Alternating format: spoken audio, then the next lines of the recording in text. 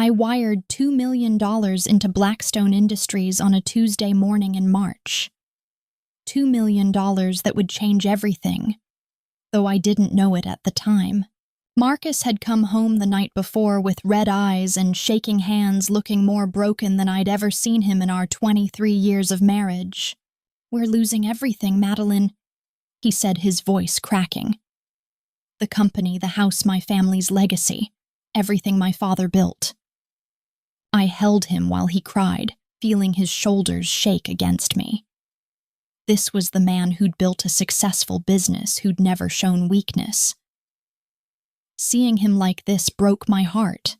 An hour later, his mother called. Margaret Blackstone, a woman who'd raised 4 sons and built a business from nothing after her husband died, and her voice was shaking too. "Madeleine, please," she said, and I could hear her fighting back tears. "We need your help. We need it desperately." "How much do you need, Margaret?" I asked, already knowing I would help. $2 million, she whispered.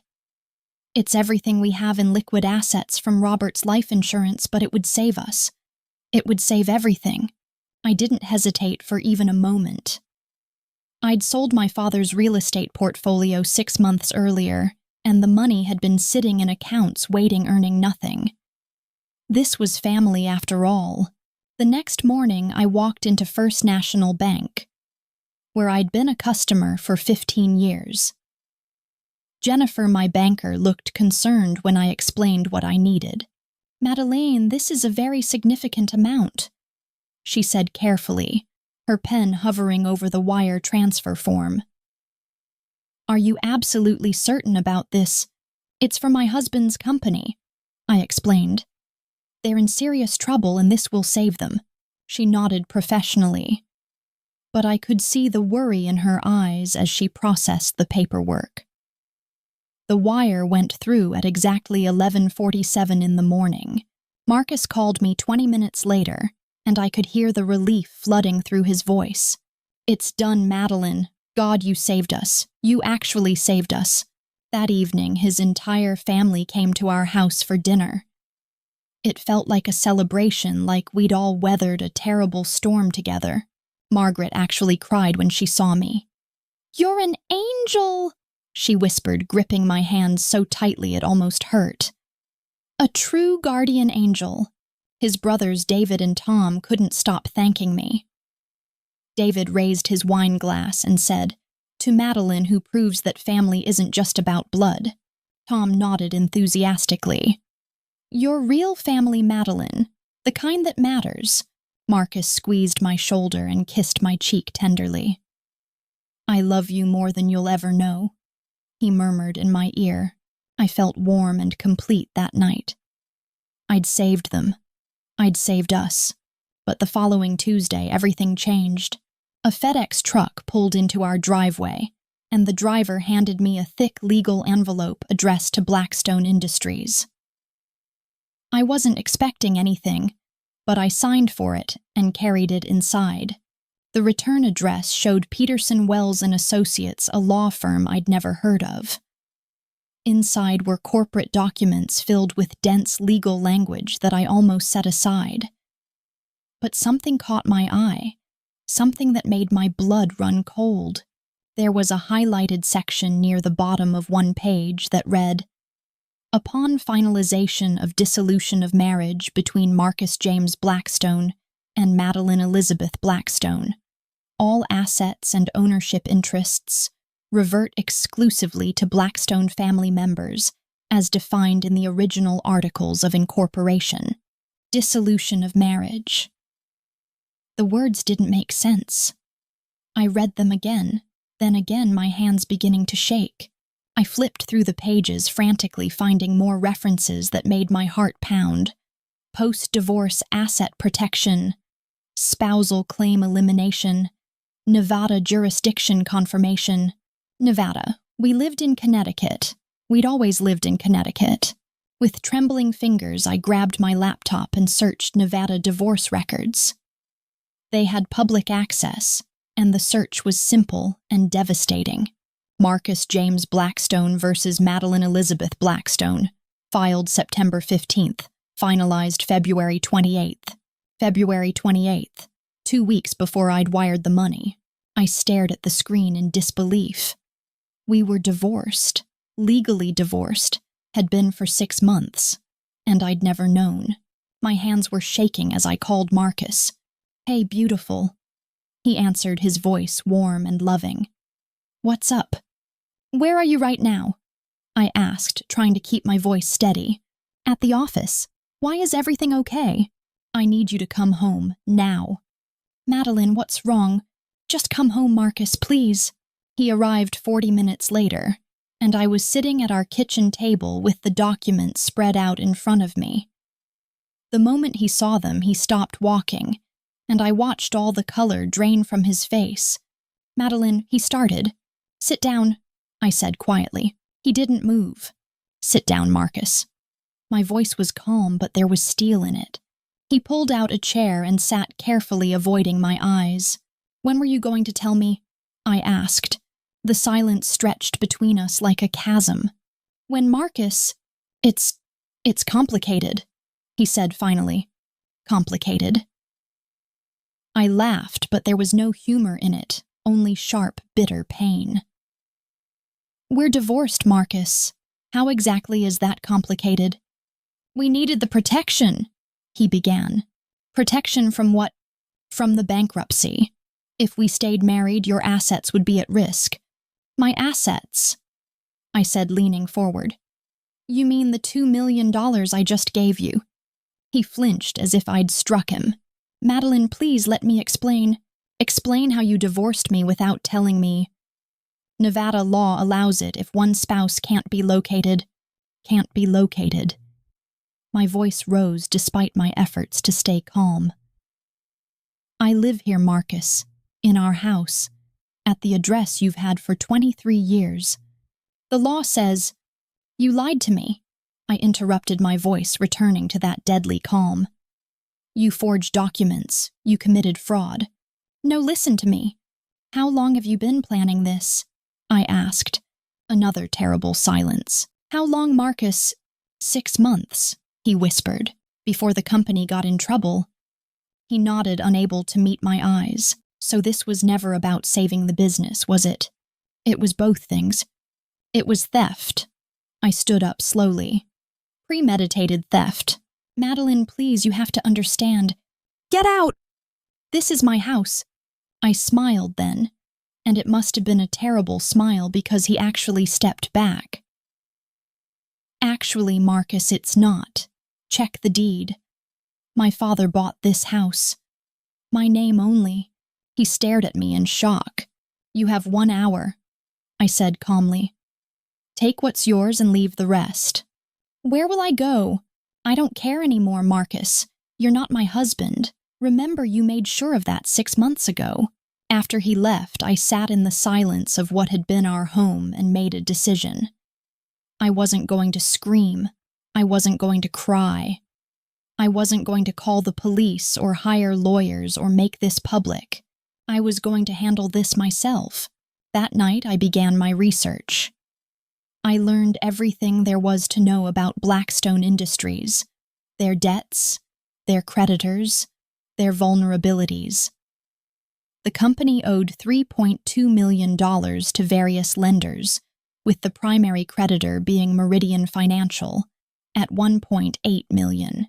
The next morning, I called Meridian and spoke to a senior loan officer in a voice I'd never used before, the voice of a serious investor.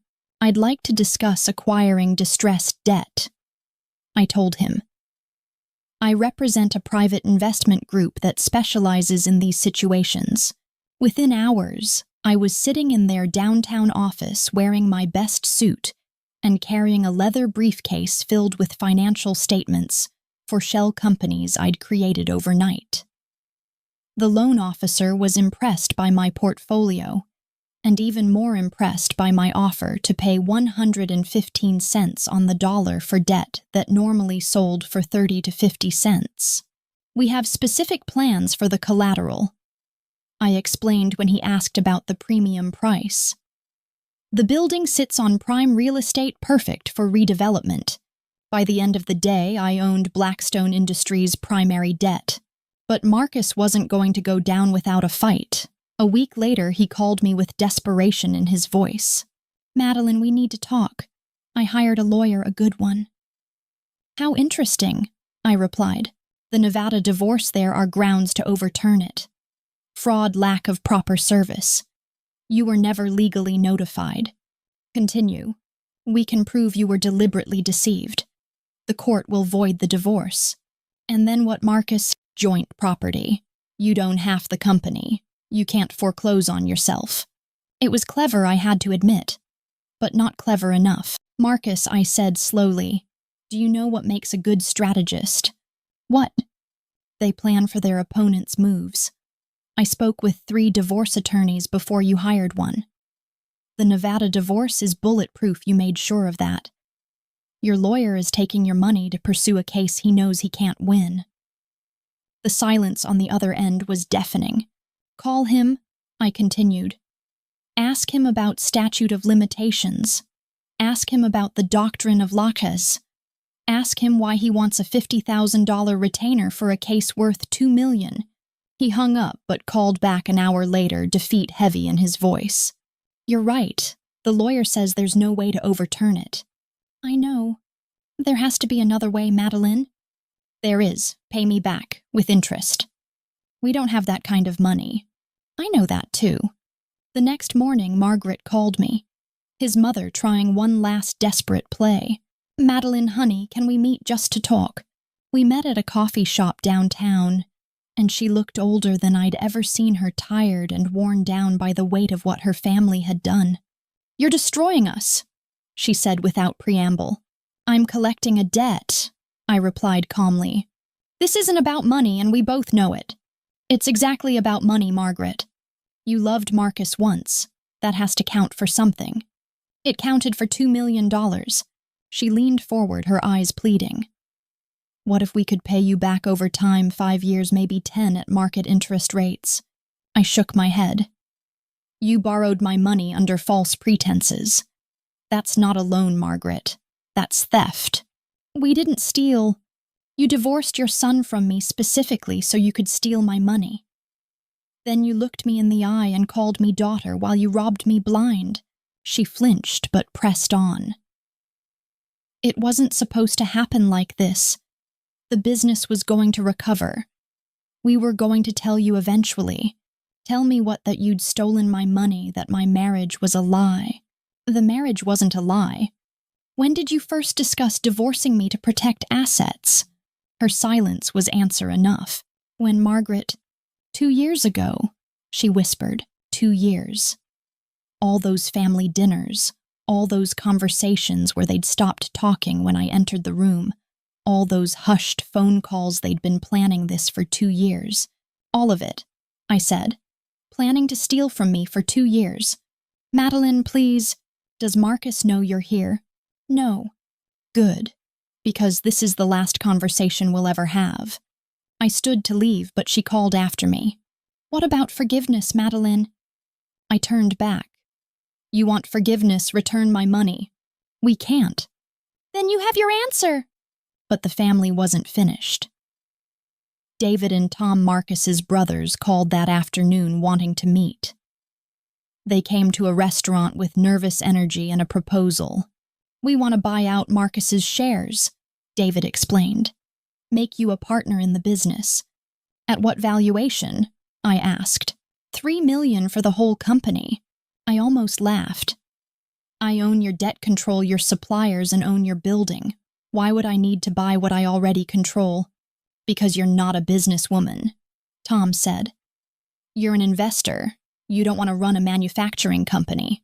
"How do you know what I want?" "Do you," David pressed, "want to run it?" "I want my money back."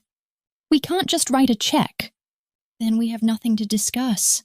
They tried for another hour with offers of board seats, consulting fees, and profit-sharing agreements. I declined everything and left them sitting there with their desperation. 2 weeks later, Marcus made his final, most desperate play. I found him in my kitchen, our former kitchen, sitting at the table where I'd first confronted him. "How did you get in?" I asked. I still had keys. Not anymore. I held out my hand and he placed them in my palm with shaking fingers. I want to make a deal, he said. What kind of deal? He pulled out a manila folder with trembling hands. I have something you want. Doubtful. Financial records, from before the divorce, transfers you don't know about. I waited, saying nothing. I moved money, a lot of money, into accounts under other names. Company money that wasn't disclosed in the bankruptcy filing. How much? I asked. $800,000. And I'll give you the account numbers, access codes, everything. In exchange for what? You call off the foreclosure. Give us 6 months to find a buyer. I considered this for a moment, then opened the folder. Bank statements, transfer records, account numbers, he was right. $800,000 hidden in offshore accounts. This is fraud, Marcus, I said calmly. Yes. Bankruptcy fraud, specifically. Yes. You're confessing to a federal crime. I'm trying to save my family by committing more crimes. I closed the folder and looked at him with something that might have been pity. Marcus, you just handed me evidence of federal bankruptcy fraud. Do you understand what this means? His face went white. You could go to prison for years. Your mother, your brothers, anyone who knew about these accounts could face conspiracy charges. Madeleine, please. You thought you could blackmail me with evidence of your own crimes. You thought wrong. I stood up. You have 24 hours to transfer every dollar from these accounts to the bankruptcy trustee. And if I don't, I turn this over to the FBI. And if I do, I still foreclose, but you stay out of prison. That's not a deal. That's the only deal you're getting. He transferred the money the next morning. One final time, I called Marcus to arrange our last meeting. Hi, I said when he answered. It's Madeleine. Madeleine. The hope in his voice was painful to hear. God, I've been hoping you'd call. I want to talk. Yes, please, can we meet? Your office tomorrow at 10. I'll be there. I arrived at 9:45 and the receptionist smiled brightly when she saw me. Mrs. Blackstone, so good to see you. The irony of that name wasn't lost on me.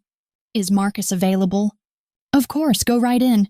His office had corner windows overlooking the river. He stood when I entered, hope written across his face. Madeleine, thank you for coming.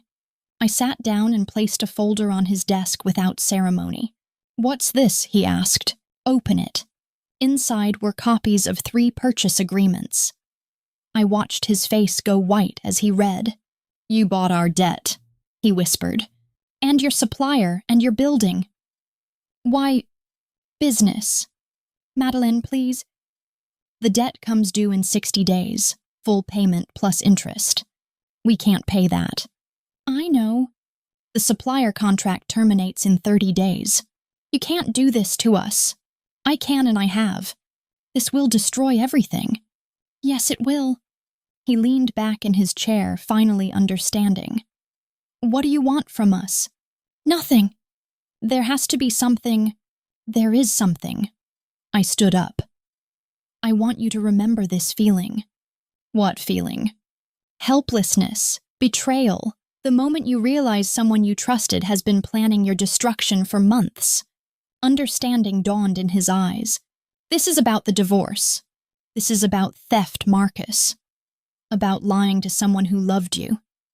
About wearing their trust like a mask while you robbed them blind. Madeleine, you divorced me to steal my money. I'm simply returning the favor. It wasn't like that. It was exactly like that. I walked to the door, then turned back for one final moment. Oh, and Marcus, those hidden accounts you told me about, the bankruptcy trustee was very interested in those records. You'll be hearing from federal investigators soon. All of you. His face went white as I left him sitting there with the wreckage of everything he'd built. 6 weeks later, the Hartford Courant ran a small article on page 12. Local manufacturing company closes after 40 years. Blackstone Industries had defaulted on their loans, assets had been seized, and 43 employees had been laid off. The building would be converted to luxury condominiums. A smaller item ran the following week about a federal investigation into the company's bankruptcy proceedings. The FBI had found the hidden accounts. Margaret called me that night, her voice broken. "Madeleine, they arrested David today." "I know. Tom's lawyer says he'll be next." "Probably. Marcus is cooperating with prosecutors to reduce his sentence." "Smart move. How could you do this to us? We were family." "We're family, Margaret. You made that choice when you decided to rob me. The boys might go to prison." "They might." "Doesn't that bother you at all?" "Should it? We loved you once." "No," I said quietly. "You loved my money." I hung up and changed my number the next day. 2 weeks later, a reporter called my lawyer asking for a comment about what some people were calling an elaborate revenge scheme. My client engaged in legitimate business transactions. Madeleine Chen told them. "Can we speak with her directly?" "No, but she did ask me to pass along one message." "What's that?" Madeleine called me to confirm the quote, and I smiled as I gave it to her. "Tell them this. When someone tries to erase you quietly, don't scream. Erase them more efficiently." It made the paper the next day, and I framed it. Not because I was proud of what I'd done, but because I wanted to remember the lesson. Some prices are worth paying.